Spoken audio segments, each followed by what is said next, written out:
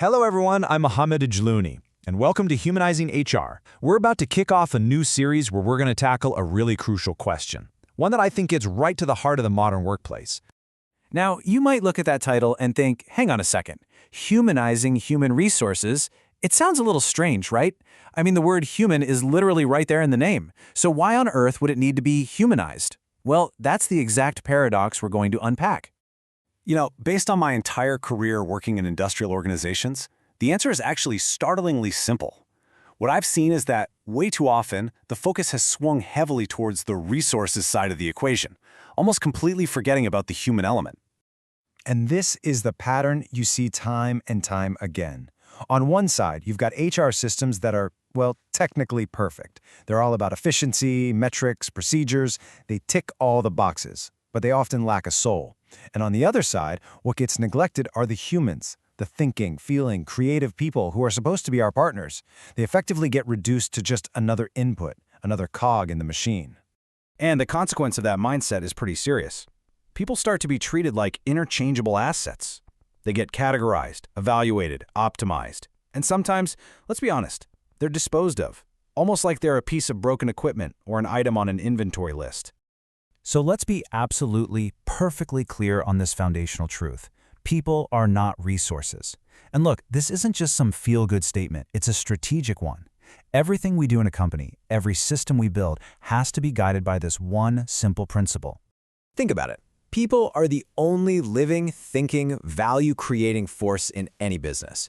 Everything else you see here, machines, the latest technologies, capital, even the most advanced AI, they're just tools. People design them, people operate them, people create value with them. Without people, the organization, well, it just ceases to exist. And that's exactly why I've put this explainer series together. It's time to challenge that old, outdated paradigm. We have to stop treating people as resources to be managed and start seeing them as human potential that needs to be unleashed. So what do I actually mean by humanizing HR? Well, to put it simply, it's all about restoring the centrality of the human being in the life of the organization. It's about finally recognizing that our people aren't just inputs, they are our partners in creating value. Now, this requires a fundamental shift in how we do things. We need to move away from just managing headcount and toward enabling human potential. We have to shift from these old control-driven systems to creating trust-based environments. And our HR practices have to evolve from being purely transactional to being truly transformational. And I really want to be clear about this. These ideas we're going to discuss, they aren't theoretical things I read in a textbook. They come from decades of my own hands-on experience in industrial settings, working directly with managers, supervisors, and operators right there on the factory floor. So this isn't about making a few small tweaks to the HR handbook. This is a complete rethinking of HR's entire philosophy, its real purpose within an organization. In the explainers to come, we're going to get really practical. We'll dive into how this philosophy completely transforms core functions, how we recruit people, how we develop them, how we compensate them, and how we handle appraisals. We're going to see how it can reshape the entire culture of a company. And I especially want to talk to those of you in startups or in growing organizations. Adopting this philosophy from day one is so important. Culture is incredibly hard to change once it's already set in stone.